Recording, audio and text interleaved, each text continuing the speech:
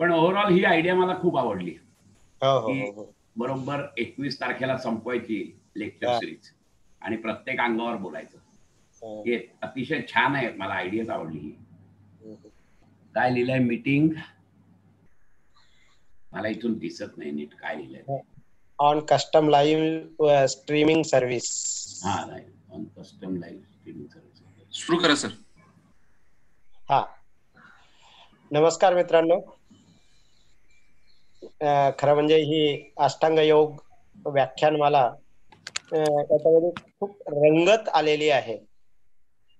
आजचं चतुर्थ पुष्प हे खरं म्हणजे सर्वात महत्वाचं अंग आहे. सर्वात महत्वाचं अंग तर समाधी आहेच आहे, पण त्याही पेक्षा आपल्या दैनंदिन व्यवहारात किंवा आपल्या आरोग्यासाठी प्राणायाम हे खूप महत्वाचं अंग आहे. प्राणायामाबद्दल बऱ्याच जणांच्या शंका कुशंका या गोखले सरांच्या व्याख्यानातून सर्वांच्या निराकरण होतील असं मला वाटते.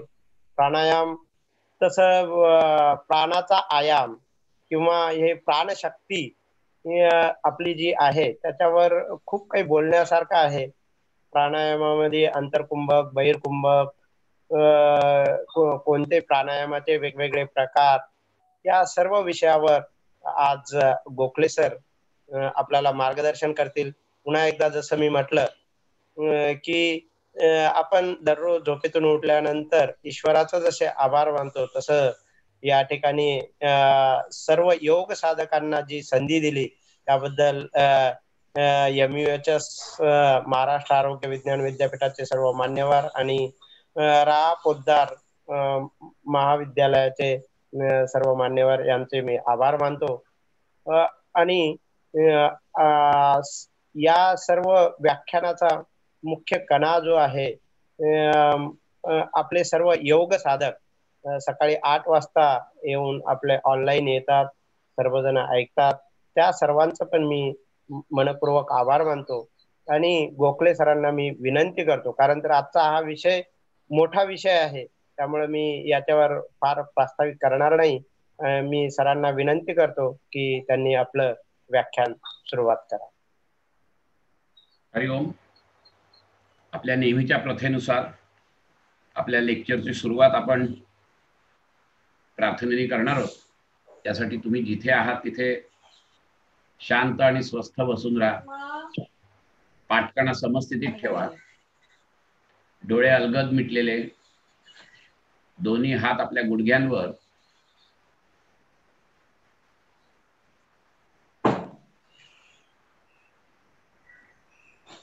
आपली जाणीव आपल्या संपूर्ण शरीरावरून फिरवा, पायाच्या बोटापासून ते डोक्यापर्यंत. आणि बघा कुठे ताण आहे का, तणाव आहे का. तो असेल तर आपली पोस्चर जी आहे, जी बैठक आहे ती ऍडजस्ट करून घ्या आणि अतिशय शिथिल अशा पोझिशन मध्ये बसा.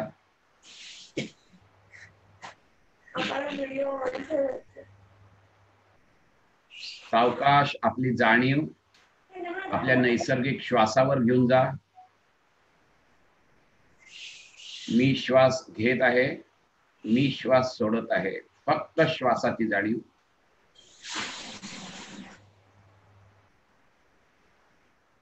तुमच्या लक्षात येईल की हळूहळू आपला जी श्वासाची गती आहे ती कमी कमी होत चाललेली आहे आणि जशी श्वासाची गती कमी होते तसं मन पण शांत शांत होत चाललेलं आहे.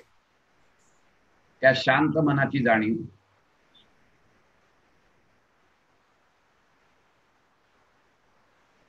आणि अशा या शांत मनाने आपण प्रार्थना म्हणणार आहोत. तुम्ही फक्त श्रवण भक्ती करा. ओम सहनाववतु सहनौ भुनक्तु सह वीर्यं करवावहै तेजस्विनावधीतमस्तु मा विद्विषावहै। ओम शांति शांति शांति। हरि ओम। हरि ओम तत्सत।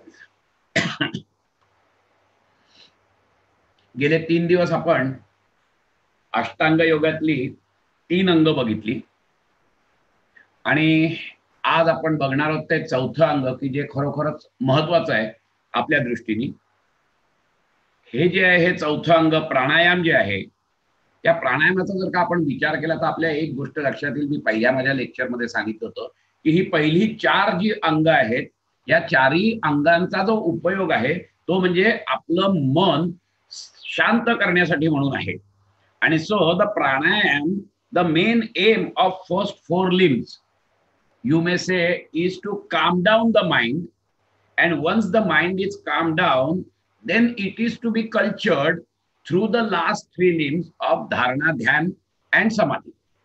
And so you will find that with yama and niyama actually it also affects your mind, it also calms down your mind, but it takes a very longer time, but still it is very important for the overall progress in your spiritual path.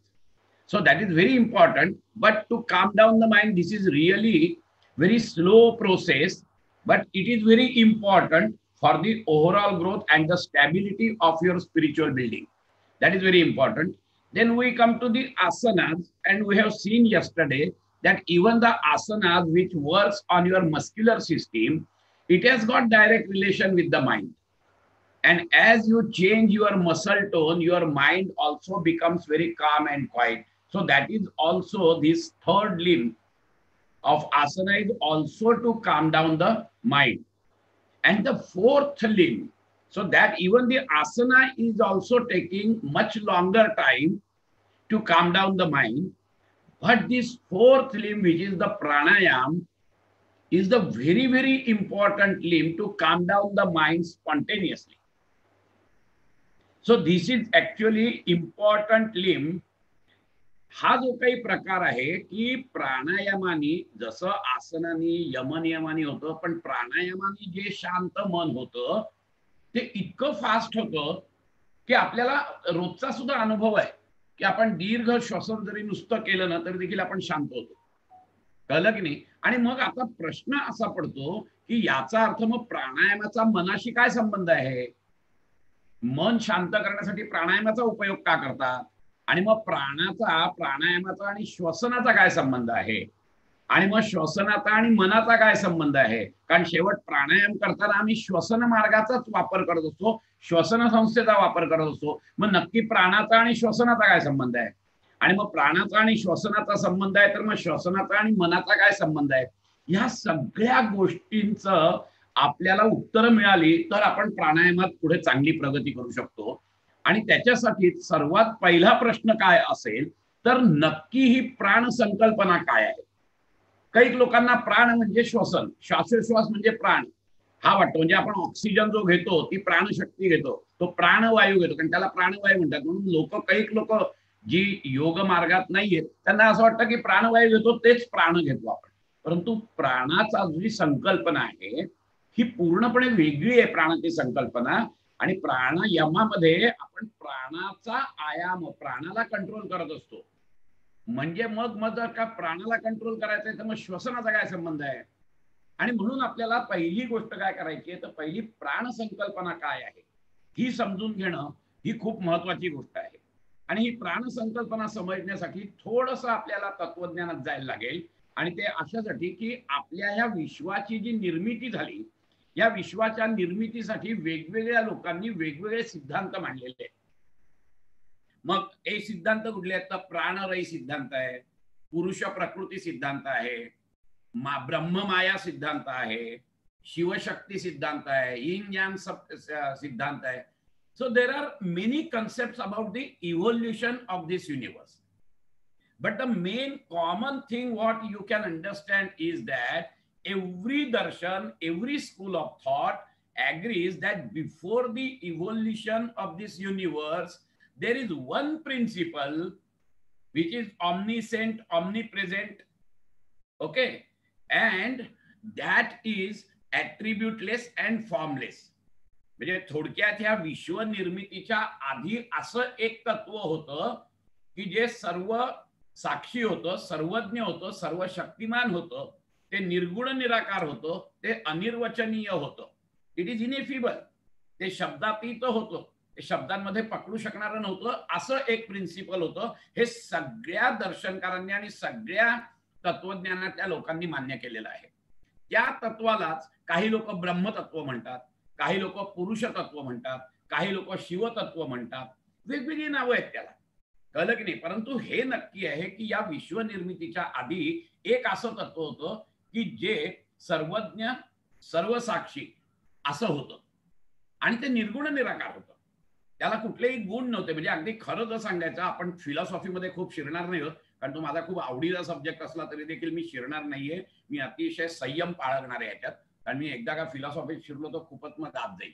परंतु एक नक्की लक्षात ठेवायचं आहे की निर्गुण निराकार याचा अर्थ त्याला जाणीव आहे ह्याची पण जाणीव नसते, इतकं ते निर्गुण निराकार आहे, हे लक्षात घ्या. So there is no awareness of his own existence also. असं जे निर्गुण निराकार तत्व आहे त्याच्यातून ही सृष्टी निर्माण झाली. केव्हा निर्माण झाली तर अनादी काळापासून, कारण याला उत्तर नाहीये, कुठच्याच तत्वज्ञानात ह्याला उत्तर नाहीये. केव्हा निर्माण झाली तर अनादी काळापासून हे चालतच आलेलं आहे. फक्त हे कसं निर्माण झालं याच्यावरती मात्र सगळ्या यांनी आपापली मतं मांडलेली आहेत. आणि ती मतं अशी आहेत की या निर्गुण निराकार तत्वातून जे पहिलं अभिव्यक्ती झालेली आहे विश्व निर्मितीची, ती अभिव्यक्ती म्हणजे प्राण या संकल्पनेत आहे. हे जे काही तत्व निर्माण झालं प्राणतत्व, ह्या प्राणतत्वामध्ये दोन प्रिन्सिपल्स अनुस्यूत होती. एक म्हणजे the principle of consciousness and another is the principle of energy.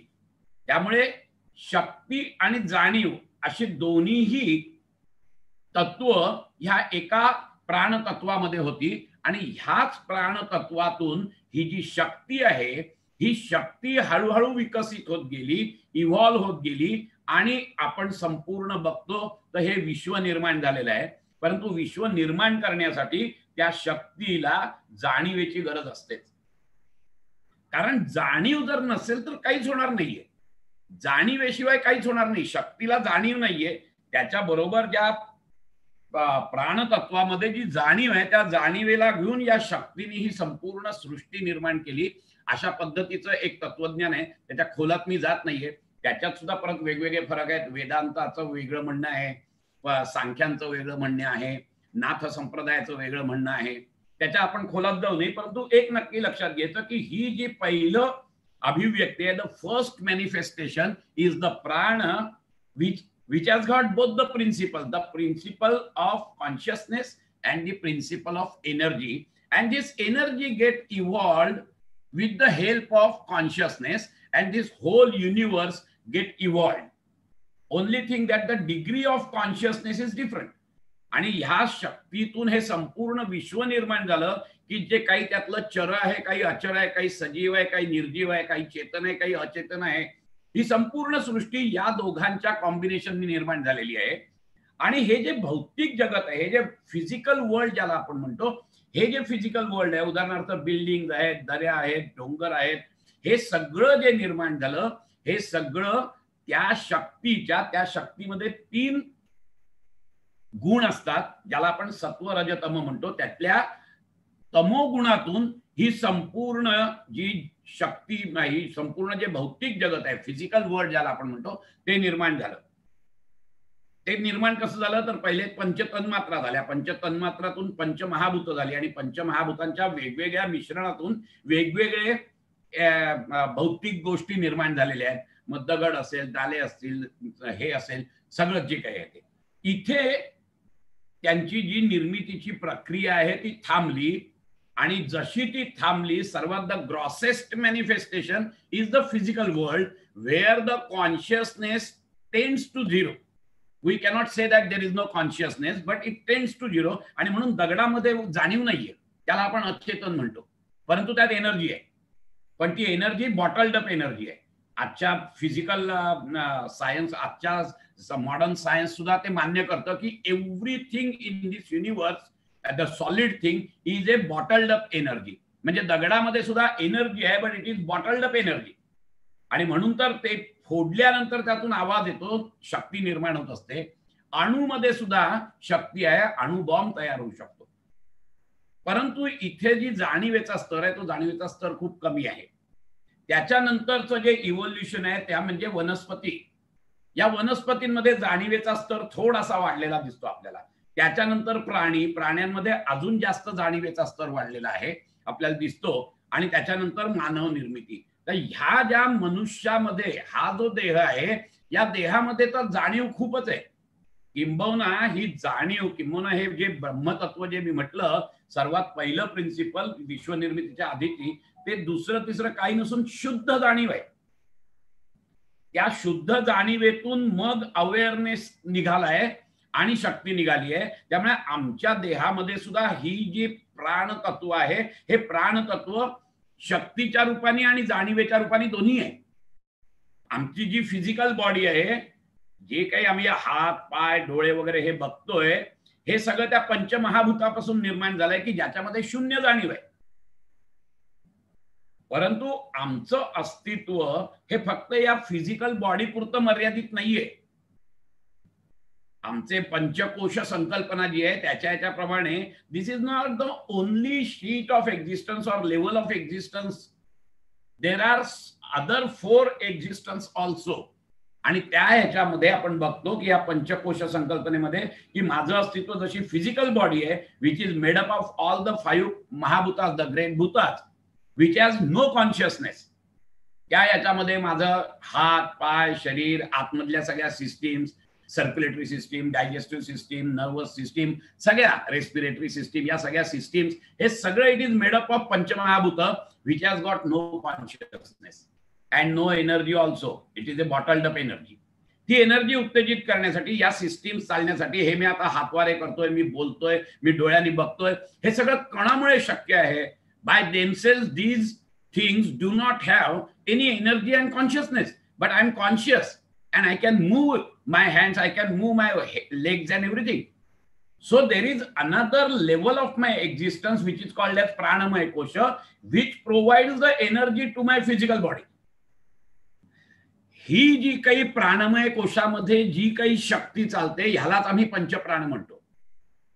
ही सुद्धा त्या प्राण तत्वाचीच अभिव्यक्ती आहे, त्यातल्या एनर्जीची अभिव्यक्ती आहे. परंतु एनर्जीला परत हे नाहीये, जाणीव नाहीये. पण मला तर जाणीव आहे.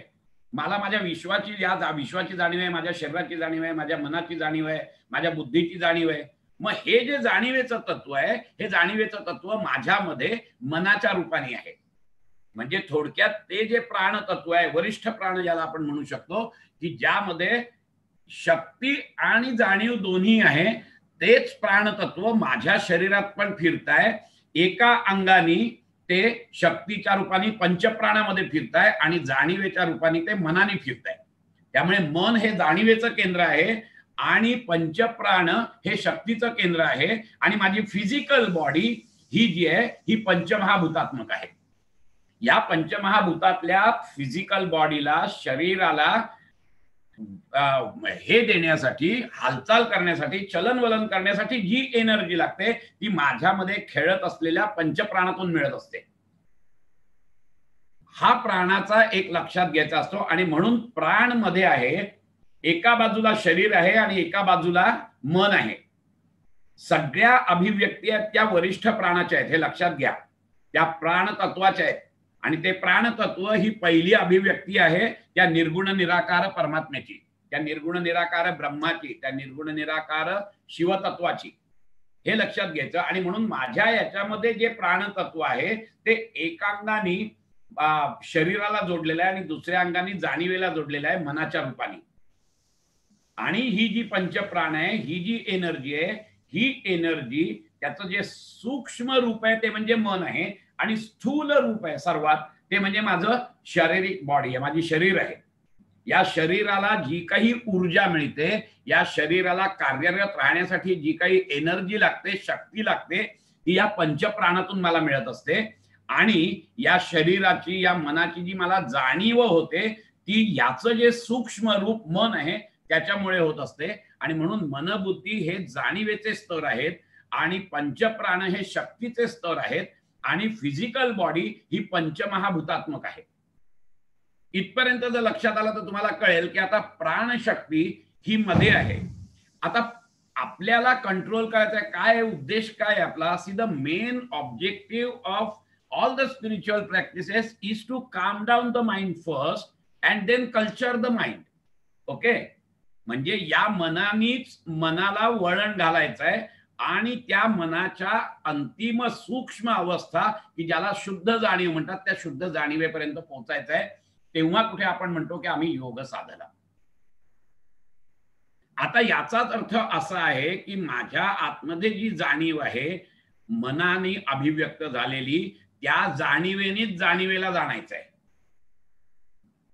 आत्मा से ही आत्मा को पहचानने की जो प्रक्रिया है ना, वो प्रक्रिया योग है.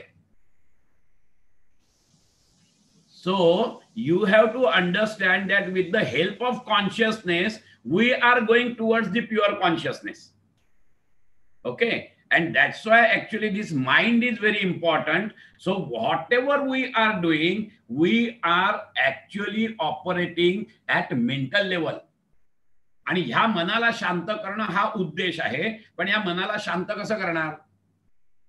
मग मनाला जर का शांत करता येत नाही, कारण ते खूप चंचल आहे, इट इज अनकंट्रोलेबल. कळलं की नाही? आणि म्हणून मग त्याच्याऐवजी आमच्या ऋषींनी सांगितलं की मग मनाचा जो स्थूल आविष्कार आहे किंवा जी शक्ती आहे त्या पंचप्राणाला हे करा. पण पंचप्राण तरी कुठे दिसत आहेत? मग पंचप्राण जर दिसत नसतील तर मग ऋषी मुनींनी सांगितलं की ठीक आहे, तेही दिसत नाहीत ना, मग त्याची जी अभिव्यक्ती आहे ती म्हणजे तुमच्या शरीरात चालणाऱ्या सगळ्या सिस्टीम्स, ही त्याची अभिव्यक्ती. It is a functional manifestation of प्राणशक्ती which is flowing in your pranic body. So when it is unseen energy is there and you want to control, but it is unseen, so better control the functional manifestation of this prana shakti, which are nothing but all the systems. Circulatory system आहे, respiratory system आहे, digestive system आहे, excretory system आहे, nervous system आहे, endocrine system आहे. All these systems are nothing but the functional manifestation of this prana shakti which is flowing in my body. Now I want to control the prana. How to control? I cannot see the prana, I cannot see this prana shakti, so better to control the functional manifestation. So any system, if you have full control on it, it is called as pranayama. Ayama means to have a full control, have a mastery over prana. But I cannot see the prana, so the mastery over any of this functional manifestation is a pranayama. But all other systems, that is the circulatory, respiratory, circulatory, excretory and all these things, I have very little control on it. But the respiratory system is a semi-controllable, and so our sages and rishis, they catch hold of this respiratory system. Okay, and then they say that if you cannot control the prana, you can control the functional manifestation of that prana, which is nothing but the respiratory system. So you control your shwasa, you control your respiration, thereby you can control it. हे बघा एकदम simple आहे. आपण दोन उदाहरणं घेऊन बघूया. आता मी मागे उदाहरण तुम्हाला दिलेलं आहे की मी तुमच्याशी बोलतोय, मी जिवंत आहे कारण की माझी आतली सगळ्या सिस्टीम्स चालू आहेत, आणि दुसऱ्या क्षणाला डॉक्टर सांगतायत की विकास गोखले गेले. काय गेलं? सिस्टीम त्या आतमध्ये आहेतच. फिजिकल बॉडी माझी एक क्षणापूर्वी होती, आत्ताही आहे. एक क्षणापूर्वी माझे सगळे सिस्टीम्स चालू होत्या, नर्वस सिस्टीम, एक्सक्रिटरी सिस्टीम आणि सगळ्या सिस्टीम चालू होत्या. एक याच्यानंतर सुद्धा त्या सिस्टीम्स आहेत पण आता चालत नाहीये. याचा अर्थ असा आहे की by themself this system cannot work. They do not have any energy. It is a bottled up energy. It cannot move. And so this prana shakti is responsible to make my systems function. तो प्राण शक्ती माझ्या शरीरातून बाहेर निघाल्याबरोबर जरी systems आत असल्या तरी देखील मी निष्प्राण होतो.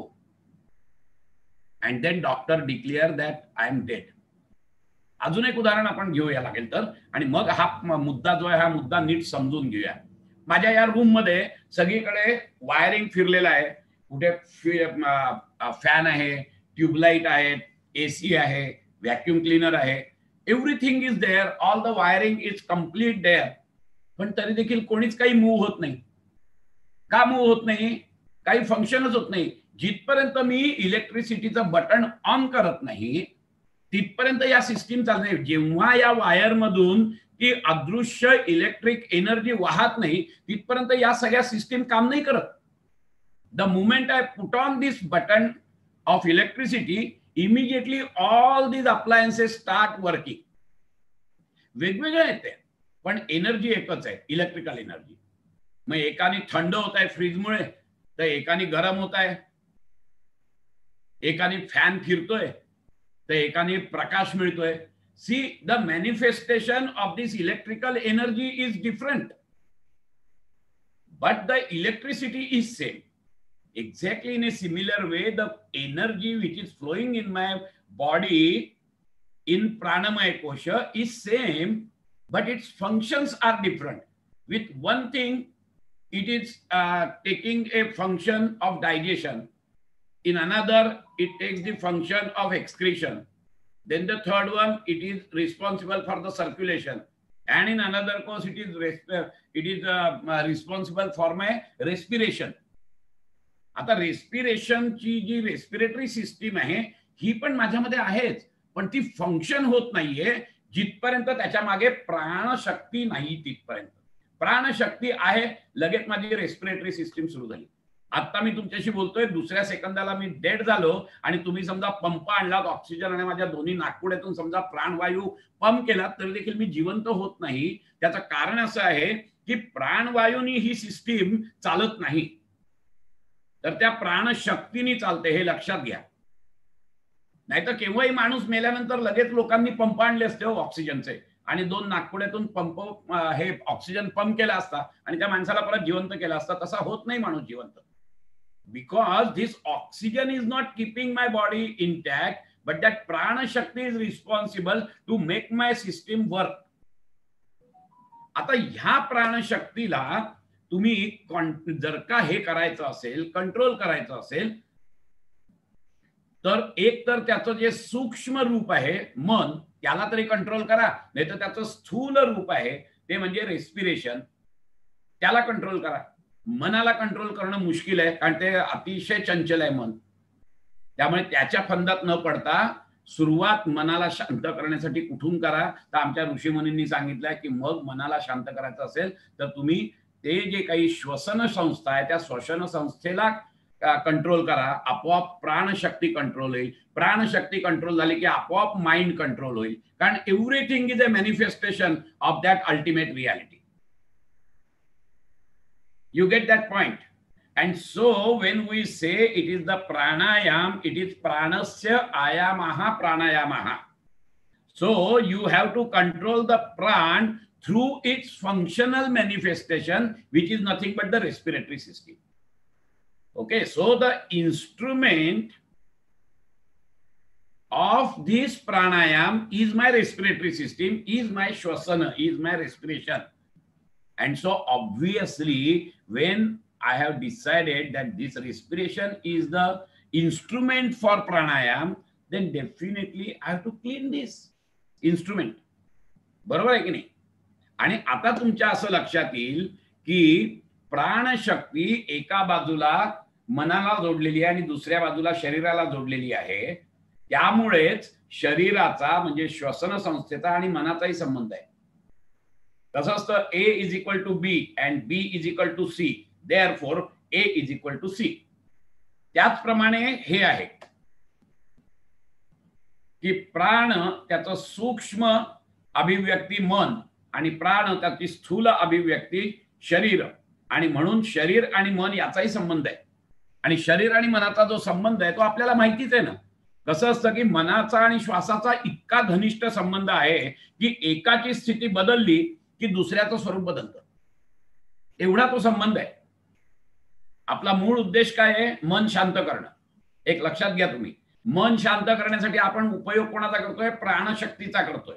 प्राणशक्तीचा उपयोग करण्यासाठी आपण कशाचं इन्स्ट्रुमेंट म्हणून वापर करतोय? श्वसन संस्थेचा करतोय. आणि म्हणून श्वसन संस्थेचा आणि मनाचा संबंध आहे. आणि तो आपल्याला कळतोच की एकाची स्थिती बदलली की दुसऱ्याचं स्वरूप बदलतं. कळलं की नाही? आपल्या मनामध्ये निर्माण होणाऱ्या भावना, वासना याच्याबरोबर आपल्या श्वसनाची गती, स्वरूप यात फरक पडतो. हे आपण बघतो नेहमीच. कळलं की नाही? आपल्या मनात समजा राग आला, एकदम प्रचंड जर का राग उत्पन्न झाला तर आमची श्वास जो आहे तो जलद गतीने होतो. कळलं की नाही? मनात राग उत्पन्न झाला आणि प्रचंड जर का हे असेल तर माझं एक्झलेशन आणि इनलेशन हे जोरजोरात होत असतं. कळलं की नाही? मी फ्रस्ट्रेट झालो, मी निराश झालो तर माझं एक्झलेशन जे आहे, जो उच्छ्वास आहे तो लांब जातो. कळलं की नाही? हे आपल्याला माहितीच आहे. आम्हाला समजा काही कोणाशी फाईट करायची वेळ आली तर आम्ही इनहेल करतो आणि श्वास रोखून धरतो. आमच्या मनामध्ये युद्धाची जर का, फाईट करण्याची जर का भावना निर्माण झाली तर आम्ही श्वास घेतो आणि रोखून धरतो. एखादं सुंदर काही दृश्य दिसलं मला तर आपोआप माझा श्वास थांबतो. बघा, मनाचा आणि श्वासाचा किती संबंध आहे तो. माझ्या मनात प्रचंड विचार चालू असतील तर माझं श्वास आणि प्रश्वास दोन्ही फास्ट होतं, जलद गतीने होत असतं. प्रचंड भीती निर्माण झाली माझ्या मनामध्ये तर अचानक माझा श्वास थांबतो. एवढा श्वासाचा आणि मनाचा संबंध आहे. आणि म्हणून मन शांत करण्यासाठी श्वासाला शांत करणं हे खूप महत्वाचं आहे. कित्येकदा आपण बघतो की आपण जेव्हा खूप शांत असतो ना, तुम्ही बघा, तुम्ही खुर्चीत समजा ऑफिस मधून आलात, मस्त गॅलरीत बसलायत, बायकोनी छान चहा आणून दिलाय, we were so relax that time. त्यावेळेला तुम्ही तुमच्या श्वासाची गती बघा, कमी झालेली असते. आपली नॉर्मल श्वासाची गती आहे ती 16 ते 18 राऊंड्स पर मिनिट अशी असते. त्यावेळेला आपली गती 14 वगैरेवर आलेली असते. आणि प्राणायामाने आम्ही काय करतो, ती गती अजून कमी करतो. जशी जशी गती कमी होईल तसं तसं मन जे आहे ते शांत शांत होत जातं. काही योगी, मी हिमालयात जातो दरवेळेला, मी बघतो अक्षरशः 5 आणि 6 त्यांची श्वासाची गती असते, इतके शांत असतात ते. चले वाते चलम चित्तम निश्चले निश्चलम भवे योगी स्थाणुत्व आपनोती ततो वायू निरोधयत. हठयोग प्रतिपिकेत सांगितलेलंच आहे, चले वाते चलम चित्तम. थोडक्यात प्राण चालू असेल, मन चालू राहतं. प्राण जर थांबला तर मन थांबलं. म्हणून तो प्राण जर का शांत व्हायचा असेल तर तुमची श्वसन शांत व्हायला पाहिजे. श्वसन शांत व्हायचं याचा अर्थ तुमची गती ही शांत व्हायला पाहिजे, गती कमी व्हायला पाहिजे. हाच मूळ उद्देश आहे. आणि म्हणून ही प्राण संकल्पना जी आहे, ही प्राण संकल्पना खूप महत्वाची आहे, हे लक्षात घ्या. ही प्राणशक्ती माझ्या प्राणमय कोशात फिरत असते. पंचकोश संकल्पना तुम्हाला जर माहिती असेल तर माझ्या अस्तित्वाचे 5 लेयर्स आहेत. It is not only the physical body which is existing here. I have got another 4 layers of my existence, which is called as pranamaya kosha, manomaya kosha, vijnanamaya kosha, anandamaya kosha. So these are all the 5 sheets of my existence. Out of that, this physical body which you can see by your naked eyes is made up of pancha mahabhutas, which is inert, which is a bottled up energy. It cannot move by itself. It do not have any consciousness. But my body is moving. I am conscious. My intellect is conscious. So from where this energy has come, from where this consciousness has come, so definitely I have got another layer of my existence, which is called as pranamaya kosha, which provides this energy to my physical body to function. But this energy do not have any consciousness, but I am conscious.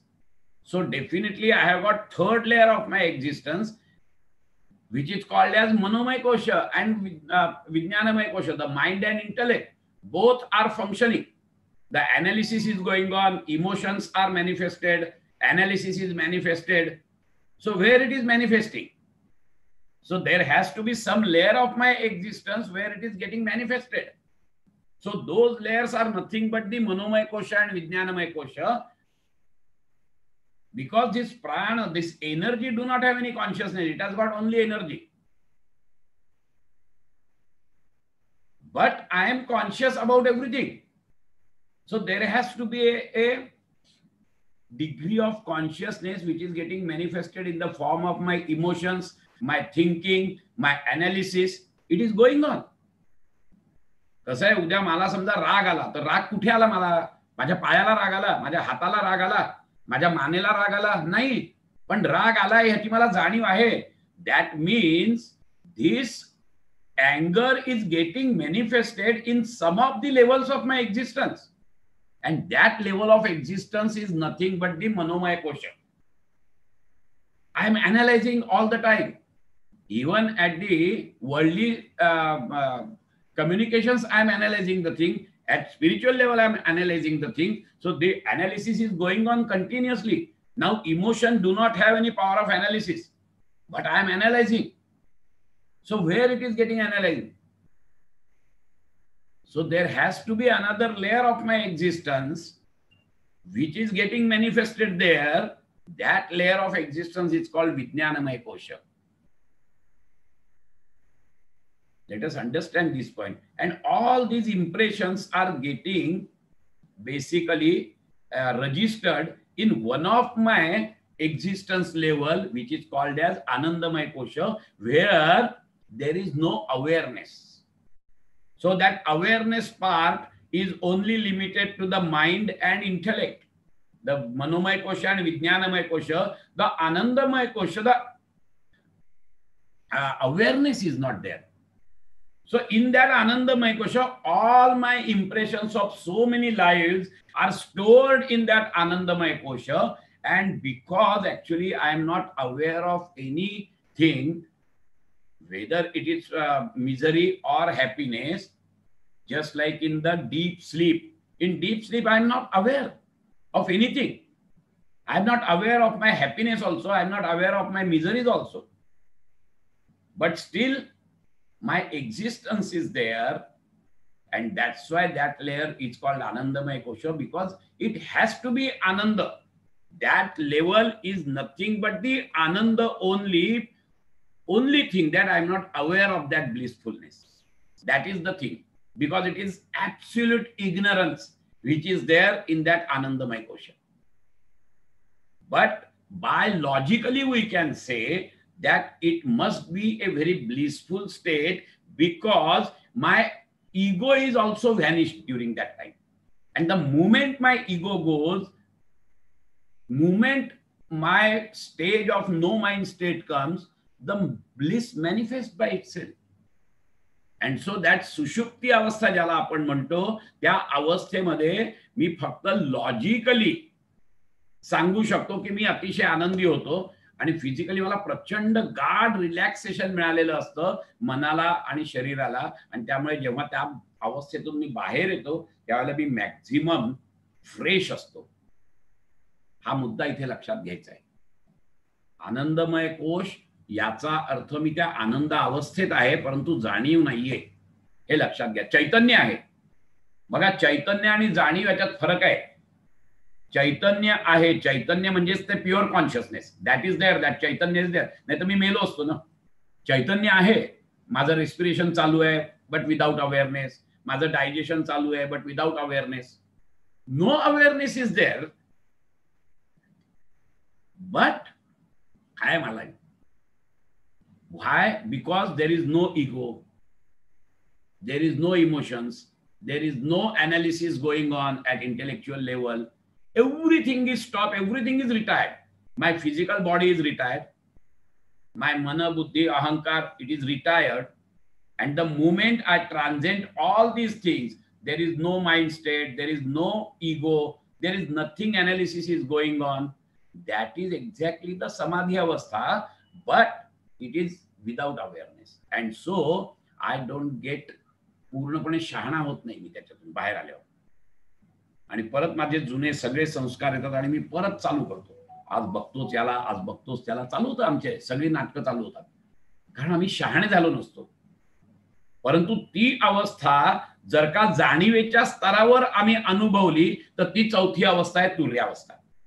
हे लक्षात घ्या तुम्ही. ती समाधी अवस्था आहे की जाणीवेच्या स्तरावर जेव्हा ती सुषुप्ती अवस्था मी अनुभवीन, ती अवस्था म्हणजेच तुर्यावस्था, चौथी अवस्था की जी समाधी अवस्था आहे, ती जी अवस्था आहे ती अनिर्वचनीय आहे, ती सांगता येत नाही, ती फक्त अनुभवायची आहे. असो, तर ह्या पंचकोशाच्या माध्यमातून जर आपण बघितलं तर अन्नमय कोश, नंतर प्राणमय कोश आणि नंतर मनोमय कोश किंवा विज्ञानमय कोश, हे दोन की जे जाणीवेचे स्तर आहेत. आणि म्हणून प्राणायाम आमचा मूळ उद्देश काय आहे, तर सर्वात पहिल्या दिवशी सांगितलं तसं की पहिले 4 अंग आहेत ही मनाला शांत, बिकॉज एव्हरी लिंब ऑफ अष्टांग योग, I have told in the first lecture, revolves around the mind. The first 4 limbs are to control the mind, calm down the mind, tranquil the mind, and then after that you have to culture the mind through dharana dhyan samadhi. And so this is the limb which is very very important because it is very fast to calm down the mind. थोडंसं तुम्ही प्राणायाम करा, कपालभाती करा, भस्त्रिका भ्रामरी प्राणायाम करा, you will find that your mind becomes very calm and quiet so fast. Asnani खूप वेळ लागेल, परंतु प्राणायामाने अतिशय लवकर तुमचं हे होतं. तुम्ही जर कधी विचार केला असेल, गुरुजी येतात पूजा सांगायला आपल्या घरी, तेव्हा ते पूजा सुरू करायच्या आधी म्हणतात हा त्याला प्राणायाम करा, प्राणायाम करा हे सांगतात. त्यांनाही माहित नसतं प्राणायाम करा म्हणजे काय करा, परंतु प्राणायाम का करायचा की मन शांत करा, शांत मनाने पूजा करा. नेहमी असतं पूजेमध्ये सांगतात, जे कोणी पौरोहित्य करत असतील त्यांना माहिती असेल की प्राणायाम करायला सांगतात.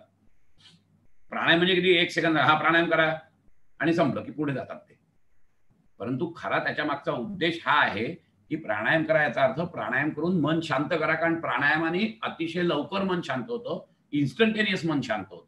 आणि म्हणून मूळ उद्देश जो प्राणायामाचा आहे तो मूळ उद्देश मन शांत करण्याचा आहे. आणि तो प्राणायाम करण्यासाठी आम्ही कशाची मदत घेतो, तर आमच्या श्वसन क्रियेची मदत घेतो. आपण श्वसन संस्था जी आहे त्या श्वसन संस्थेची आम्ही मदत घेत असतो, because it is the functional manifestation of that प्राण, it is the functional manifestation of that energy, त्याची आम्ही मदत घेत असतो. आणि म्हणून आमचा जो पहिला टप्पा आहे, तो पहिला टप्पा जो असतो प्राणायामाचा, तो म्हणजे ते जे इन्स्ट्रुमेंट आहे ते इन्स्ट्रुमेंट शुद्ध करणं, हे लक्षात घ्यायचं असतं. आणि म्हणून हठयोगामध्ये सुद्धा सांगितलेलं आहे की प्राणायामाच्या आधी शुद्धिक्रिया करा.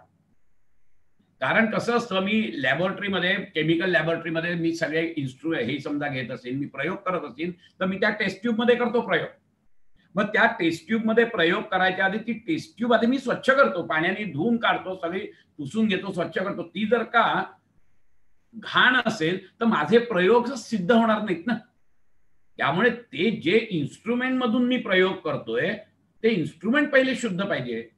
तसंच प्राणायाम करतोय, हे जे प्रयोग प्राणायामाचे मी करतोय हे कुठल्या इन्स्ट्रुमेंट मध्ये करतोय, तर या श्वसन संस्थेच्या इन्स्ट्रुमेंट मध्ये मी करतोय.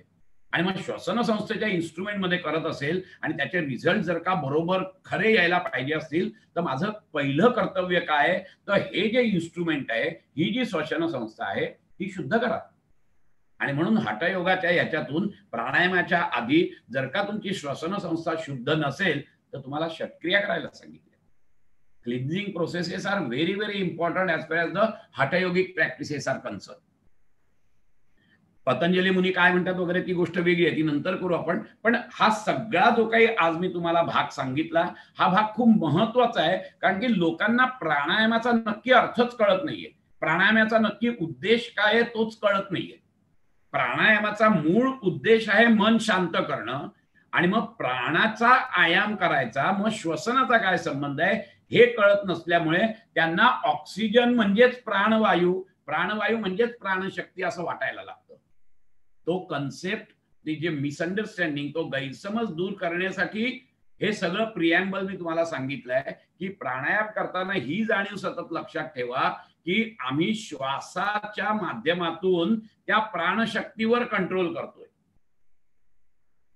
असं असतं की या इलेक्ट्रिसिटीने फॅन चालतोय, आता इलेक्ट्रिसिटी अनसीन आहे, मला जर का इलेक्ट्रिसिटीवर कंट्रोल करायचा असेल तर मी करणार कसा कंट्रोल, मग त्याचं जे फंक्शनल मॅनिफेस्टेशन आहे तो प्राण, तो पंखा, मग तो पंखा जोर जोर फिरवा, तुमची इलेक्ट्रिसिटीची निर्मिती होते. हे जनरेटर म्हणजे काय, दुसरं तेच आहे ना. So that unseen electricity can be generated while operating on its functional manifestation. Exactly in a similar way, you can control the prana shakti through its functional manifestation, which is nothing but the respiration. And so respiration is the instrument for making the pranayama. Even there are other also systems, and there are so many yogic practices, but they are very difficult. This is semi-controllable. To certain extent, you can control your breathing. And so our sages and rishis, they have selected this respiratory system as a means for pranayama. Other system, the digestive system is there, the excretory system is there, the circulatory system is there, and there are yogic practices, but which are for the advanced yogi. For a general public, the pranayama means the control of breathing only. Why? Because it is semi-controllable. Why? Because the result of this control of respiratory system can be seen immediately. The third one, it is very simple to control. There are many advantages. Why these our sages and rishis, they have selected only this system for the pranayama? There are some reasons for that. So you know actually how to do. You can recognize the effects of that. And so this respiration is very, very important. Now we'll come to the pranayamic aphorisms. The first aphorism on pranayam, that is the fourth limb of Ashtanga Yoga, Muni Patanjali says that tasmin sati shwasa prashwasa yoho gati vichhedaha pranayamaha. So he is giving you the definition of pranayam. Pranayam, prana adhik ayama.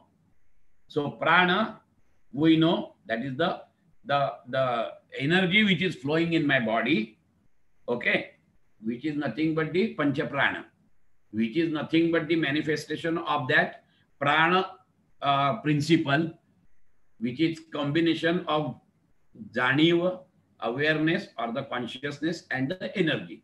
The energy part is the pancha prana in my physical body, and the consciousness part is the mind and intellect in my physical body. Okay, so this is the thing. So let us understand this very clearly. See, this is a pure science. There is no such thing which you cannot explain logically also and by experience also. So you can experience it also. And so this pranayama is ayama, pranasya ayamaha, pranayamaha. Now pranayam, ayama, there are many meanings of it. The first is that it is the expanse. Ayama means expanse. So it is the expansion of prana, elongation of prana. That means it is the elongation of respiration. Let us understand this point. Or ayama means the modification also. Ayama is the modification also. So you have to modify your respiratory system. Tasmin sati. Again, I have told you. Tasmin sati shwasa prashwasa yoho. Tasmin sati has relation with the asana limb.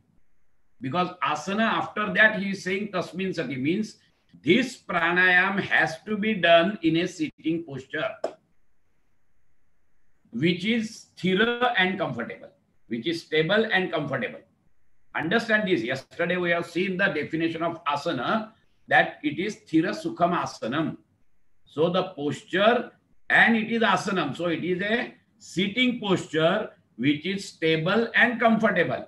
With that posture, the tasmin sati, after that, once you achieve that posture, then what you have to do? Shwasa prashwasa yoho gati vichhedaha. Then you have to modify your shwas and prashwasa. Gati vichheda. These are also two terms which we have to understand very perfectly.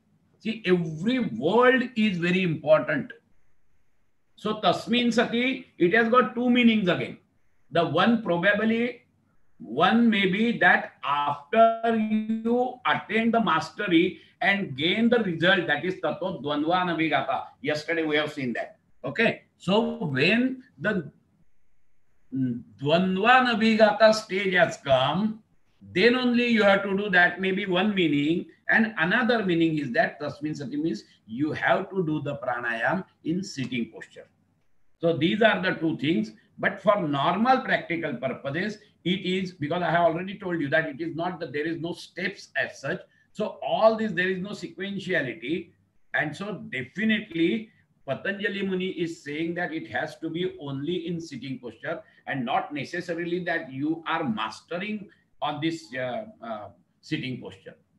And then you get the result of Tato Dvandva Vigata.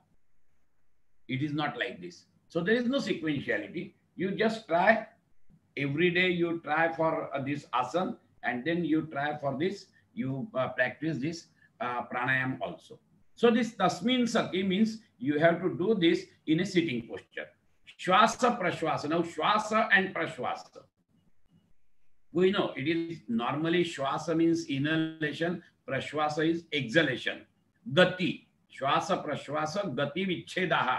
Now gati here is a harmonic motion or a rhythm. When you are in a normal position, when there are no emotional upsurges or anything, then what is happening? There is a perfect rhythm of inhalation and exhalation. Okay. Normally this gati has a harmonic motion, a very perfect, perfectly 16 to 17 times you inhale and 16 to 70 times you exhale. Okay, so this is the gati, this is a normal speed, this is the normal harmonic motion. Okay, now vichheda means to break this gati, to break this rhythm is called vichheda. Let us understand this. Vichheda is nothing but alteration of this normal movement of your shwasa prashwasa. That is what is called as gati vichheda. That alteration is called pranayam. Now, how to do that vichheda? That they are saying this in the next aphorism. What you can do is that, but before that, we have to understand this vichheda. Vichheda means the normal speed of your breathing,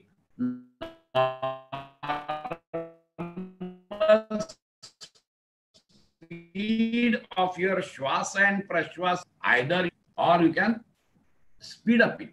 These are the two things.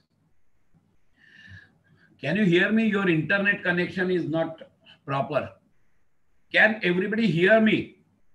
At least the people who are on Zoom can tell me whether they can hear me. And so this tasmin sati shwasa prashwasa yoho gati vichhedaha. So this vichheda, either you can alter your breathing by making it expanded or short. That means if your gati is 15, 16 to 18 rounds per minute, it can be 25. So it is also a vichheda. Or it can be 10, 12 also. That is also a vichheda. It is the alteration in your normal speed of your breathing. So now what is the meaning for that? Whether it is the increasing the speed also is pranayam and reducing the speed also is pranayam. That is a very crucial question. And so for that, he is saying that it is only the elongation, because when your speed is increased, in the second aphorism, Patanjali Muni says that every pranayam should be dirgha sukshma. That we will see when we are talking on that second aphorism. But it should be dirgha and sukshma.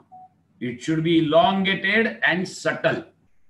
So elongated means you have to elongate your shwasa, you have to elongate your inhalation, or you have to elongate your prashwasa, or you have to elongate your exhalation, or you have to elongate your kumbhaka, that is cessation of breath. See, every time what is happening is that we inhale for a certain small period of time, it is what is called as cessation of breath, and then we exhale when in normal this thing. But when willful or forceful cessation, we can do that. Okay. So without hampering your regular physique of the body or the metabolism of the body, you can hold the breath for a time.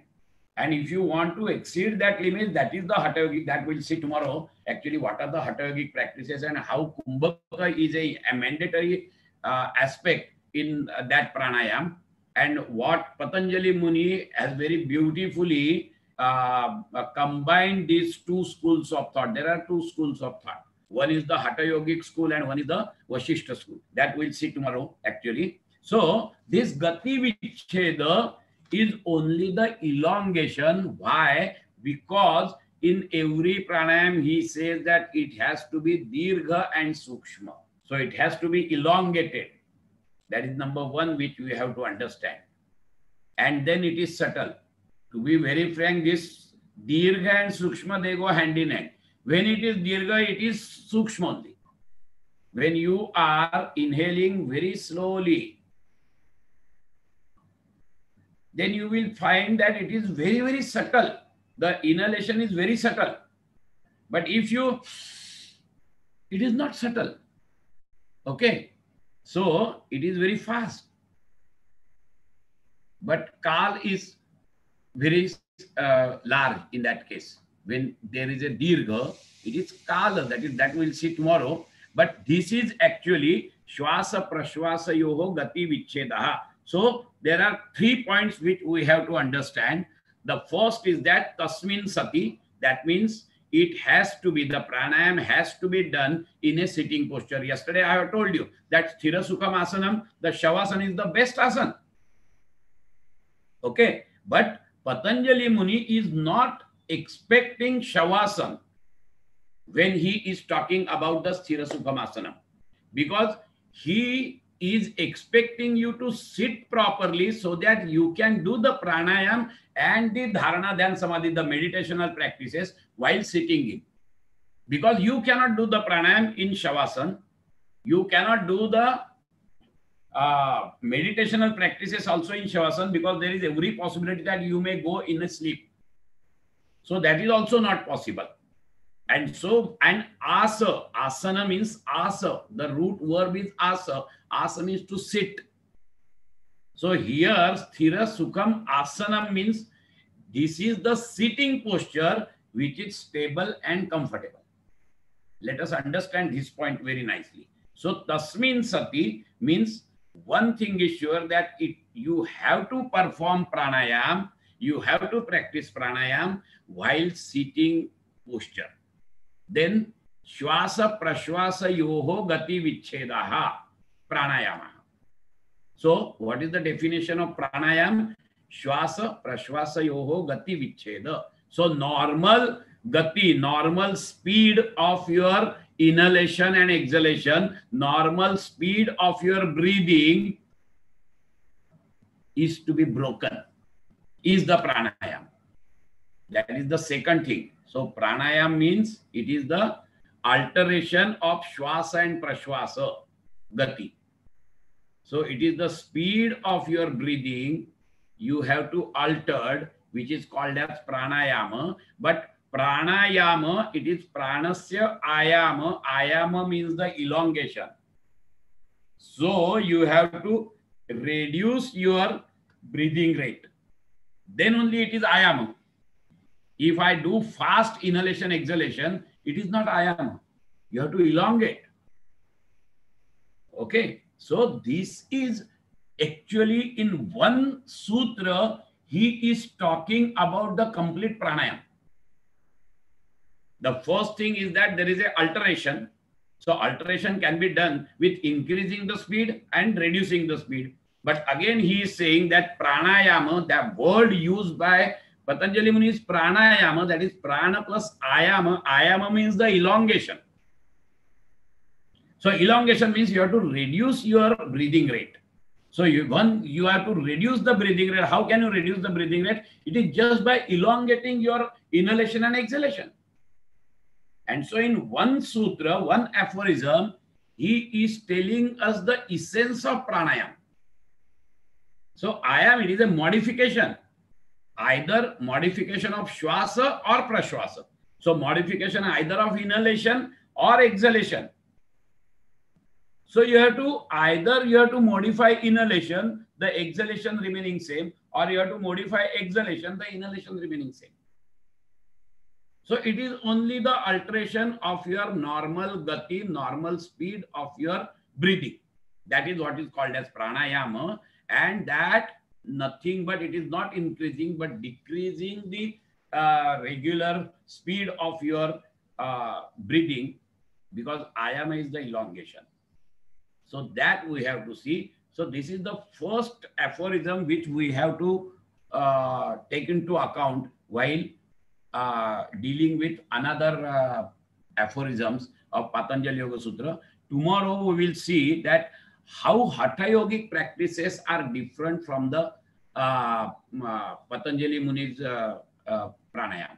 So there are two schools, and then the Patanjali Muni has very beautifully blended the schools, two schools in his Yoga Sutra, that we will see tomorrow. So tomorrow is also we are going to take this chapter only, and probably we may finish within, because see, in Pratyahara there are only two aphorisms and there is nothing as such. Patanjali Muni has not said anything about the practice or the sadhana as far as the Pratyahara is concerned. He has given the two things, and according to me, it is only the state of your mind by performing continuous abhyasa of these first four limbs. So tomorrow we will see the pranayam chapter and the pratyahara chapter also. So today exactly at 9 o'clock I have finished. So we'll conclude this lecture by the Shanti Path. So sit properly and comfortably, close your eyes. Just be aware of your natural breathing. Now we are dealing with the pranayam, so it is always better to be aware of your natural breathing.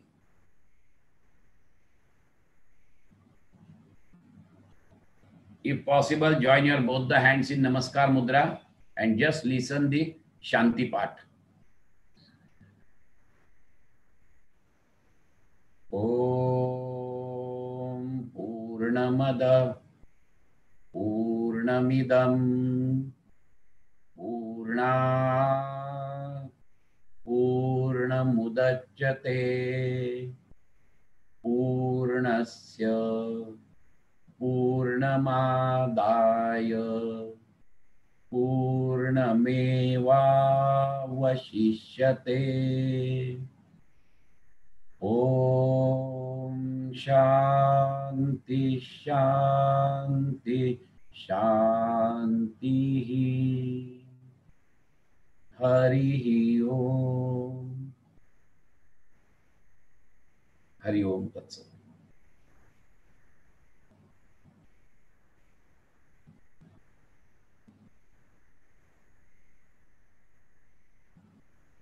If any questions are there, we can definitely discuss those questions.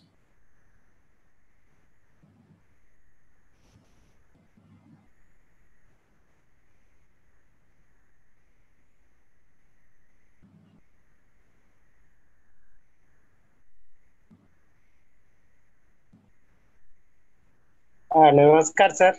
नमस्कार. खूप आजचं पण खूप सुंदर विवेचन आपण केलात. आज दोन प्रश्न आहेत. बोला. विद्या महाजन यांनी असा प्रश्न विचारलेला आहे की प्राणाचा प्रभाव विचार भावनावर आहे की मनाचा प्रभाव प्राणावर आहे, म्हणजे कोणतं अगोदर आहे? या एक महत्वाची गोष्ट लक्षात अशी घ्यायची असते की याच्यामध्ये मन हे जास्त सूक्ष्म आहे आणि प्राण जो आहे तो त्या मानाने स्थूल आहे, आणि जेवढं सूक्ष्म तेवढं जास्त ताकदवान. अध्यात्मामध्ये तुम्ही नेहमी लक्षात घ्यायचं असतं की जसे जसे तुम्ही सूक्ष्मात जासा तसा तसा त्याचा जो प्रभाव आहे तो जास्ती होत राहतो, आणि म्हणून मनाचा प्रभाव प्राणावर नक्की पडतो. मनामध्ये उठणारे भाव भावनांचे जे तरंग आहेत त्याचा परिणाम तुमच्या प्राणिक शक्तीवर होत असतो. आणि अगदी जर खरं सांगायचं तर सायकोसोमॅटिक डिसीजेस जे काही होतात ना ते का होतात, कारण की तुमच्या मनामध्ये विचित्र तरंग उत्पन्न होतात, त्याच्यामुळे तुमचा प्राणिक फ्लो जो असतो तो हॅपॅसाड होतो. जो नियमित होत नाही, आणि तो नियमित न झाल्यामुळे त्या शरीराला योग्य तो प्राणिक एनर्जी मिळत नसल्यामुळे ते जी सिस्टीम्स फंक्शन करतात त्या पूर्ण ताकदीने फंक्शन करत नाहीत, आणि म्हणून तुम्हाला रोग होतात, आणि म्हणून त्या रोगाला सायकोसोमॅटिक डिसीज म्हणतात, ज्याचं रूट कॉज आहे ते मन आहे.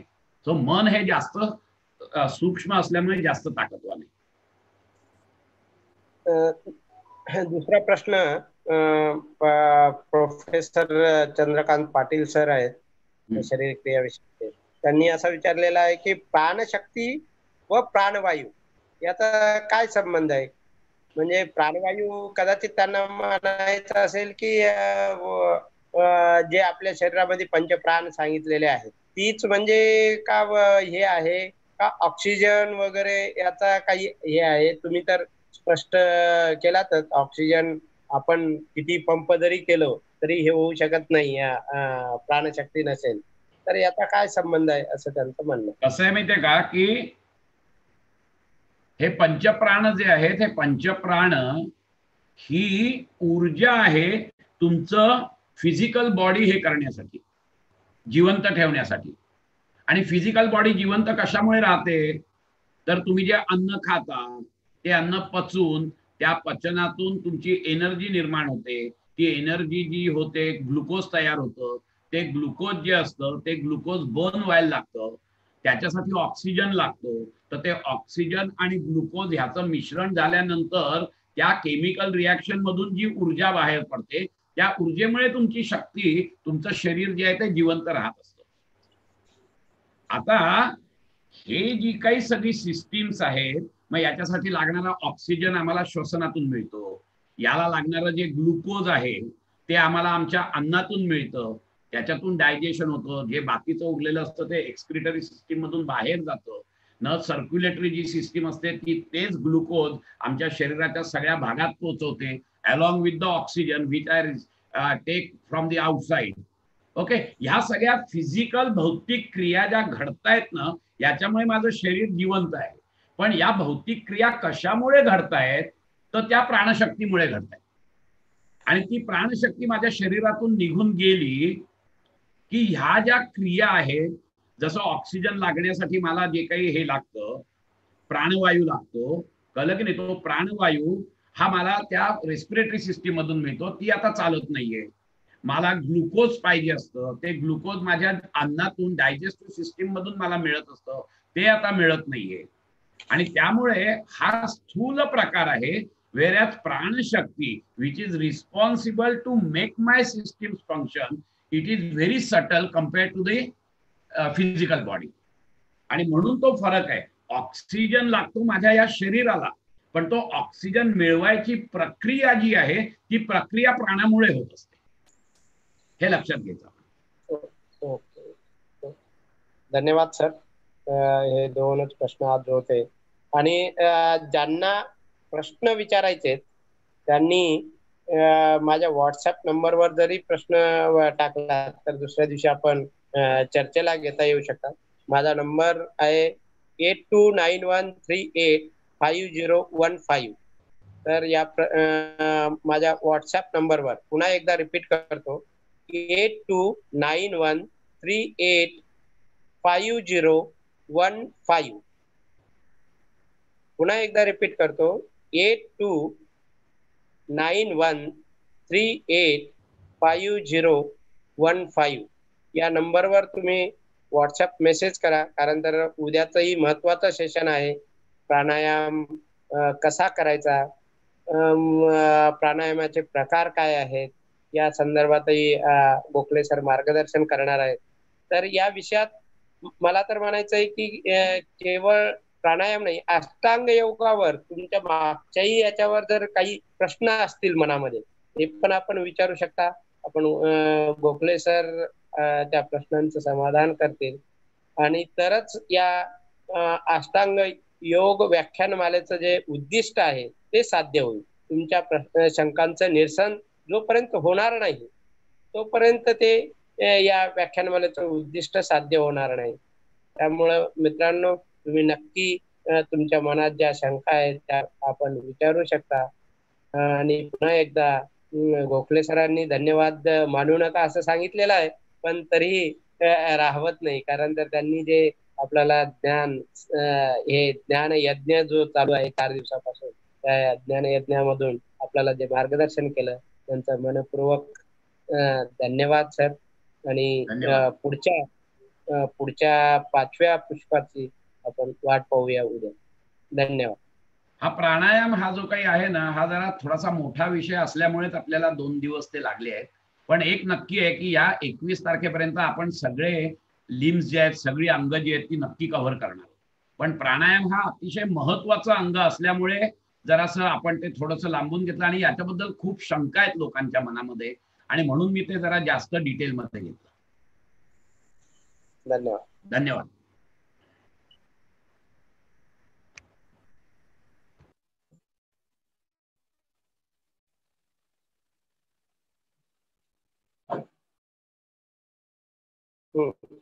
बंद कर. रेकॉर्डिंग बंद करू शकतो.